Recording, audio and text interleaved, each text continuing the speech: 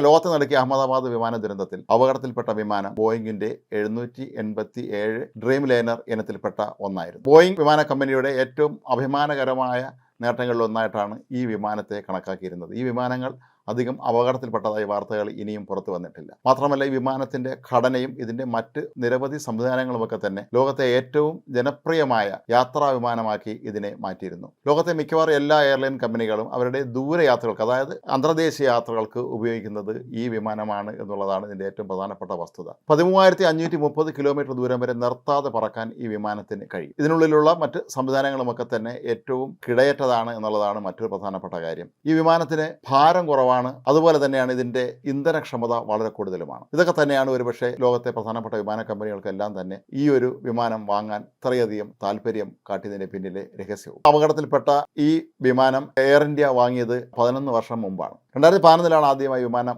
പുറത്തിറങ്ങിയത് എങ്കിലും air India ഇത് സ്വന്തമാക്കിയത് 11 വർഷം മുമ്പ് മാത്രമാണ്. പ്രധാനമായും അന്തർദേശീയ യാത്രകൾക്ക് തന്നെയാണ് ഈ വിമാനങ്ങൾ ഉപയോഗിച്ചിരുന്നത്. ലണ്ടനിലേക്കും ന്യൂയോർക്കിലേക്കും ഒക്കെ തന്നെ എയർ ഇന്ത്യ പറക്കാൻ ഉപയോഗിച്ചിരുന്നത് ഈ വിമാനങ്ങളായിരുന്നു. ഇത്രയും നാൾ അതിന് യാതൊരു തരത്തിലുമുള്ള പരാതികളും ഉണ്ടാകാതിരുന്നു എന്നുള്ളതാണ് ഇതിന്റെ ഒരു പ്രധാന സവിശേഷത. ഇപ്പോൾ മാത്രം ഇതിന് എങ്ങനെയാണ് സാങ്കേതിക തകരാറുണ്ടായത് എന്ന കാര്യം ഒരുപക്ഷെ അതിന്റെ ഫ്ലൈറ്റ് റെക്കോർഡറും മറ്റും പരിശോധിച്ചാൽ മാത്രമേ മനസ്സിലാക്കാൻ കഴിയുകയുള്ളൂ. വിമാനം പറന്നു കയറുന്നതിന് തൊട്ട് പിന്നാലെ തന്നെ പൈലറ്റ് ഇതിന് സാങ്കേതിക പ്രശ്നം ഉള്ളതായി എയർ ട്രാഫിക് കൺട്രോളിനെ അറിയിച്ചിരുന്നു. പക്ഷേ പിന്നീട് തിരിച്ചിങ്ങോട്ട് ബന്ധപ്പെടാൻ കഴിയുന്നതിന് മുമ്പ് തന്നെ വിമാനം അപകടത്തിൽപ്പെടുകയായിരുന്നു. ആഗോളതലത്തിൽ ഇപ്പോൾ 420 റൂട്ടുകളിലാണ് ഈ വിമാനങ്ങൾ, ഇത്തരത്തിലുള്ള ഈ ബോയിങ് 787 ഇനത്തിൽപ്പെട്ട വിമാനങ്ങൾ ഇപ്പോൾ സർവീസ് നടത്തിക്കൊണ്ടിരിക്കുന്നത്. ഇതെല്ലാം തന്നെ അന്തർദേശീയ തലത്തിൽ നടക്കുന്ന സർവീസുകളാണ് എന്നുള്ളതാണ് ഇതിന്റെ ഏറ്റവും പ്രധാനപ്പെട്ട സവിശേഷത. ഏറ്റവും നൂതനമായ ആശയവിനിമയ സംവിധാനങ്ങളും കാഴ്ചപ്പരിധിയും ഉൾപ്പെടെ ബോയിങ് 787 ഡ്രീം ലൈനർ അസാധ്യമായ ഒരു അനുഭവം തന്നെയായിരുന്നു പൈലറ്റുമാർക്കും അതുപോലെ ഇതിലെ യാത്രക്കാർക്കും. കഴിഞ്ഞ 14 വർഷത്തിനിടെ 14 ദശലക്ഷം യാത്രക്കാർ ബോയിങ് 787 ഡ്രീം ലൈനർ